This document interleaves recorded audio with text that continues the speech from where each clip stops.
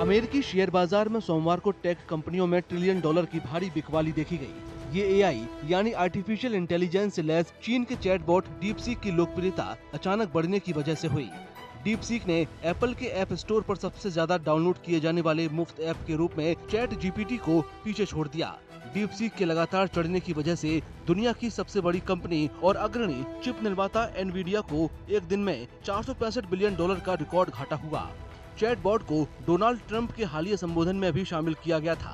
तब ट्रंप ने इसे एक चेतावनी बताते हुए अमेरिकी टेक कंपनियों से एआई यानी आर्टिफिशियल इंटेलिजेंस के रिसर्च और डेवलपमेंट में तेजी लाने को कहा था।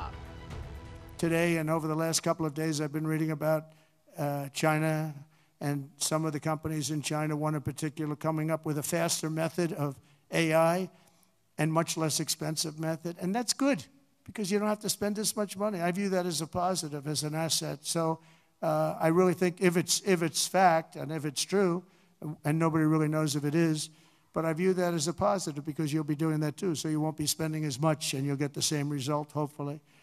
The release of DeepSeek AI from a Chinese company should be a wake-up call for our industries that we need to be laser focused on competing to win because we have the greatest scientists in the world.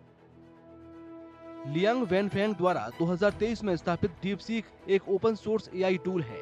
इसने खास तौर से अपनी कम processing लागत के साथ एक नया बेंचमार्क कायम किया है।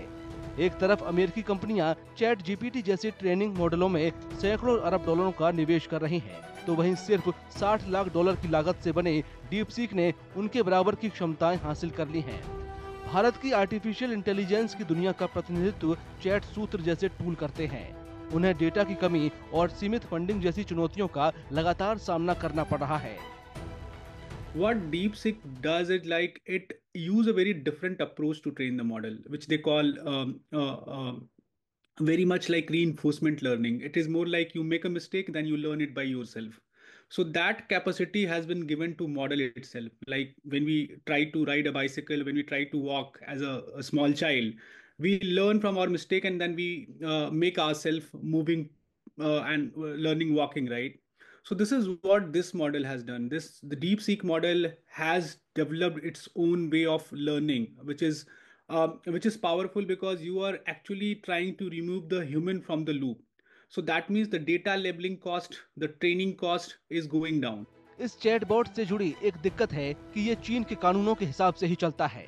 ये कानूनी रूप से जरूरी होने पर सरकार को यूजर डेटा तक पहुंच दे सकता है।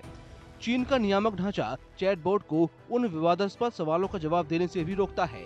चीन के आर्टिफिशियल इंटेलिजेंस का उदय भारतीय बाजार में बाधा डाल सकता है। इससे स्थानीय डेवलपरों और डीपसीक जैसे कम लागत वाले विकल्पों के साथ मुकाबला करने के लिए तेजी से बदलाव लाने पर मजबूर होना पड़ सकता है।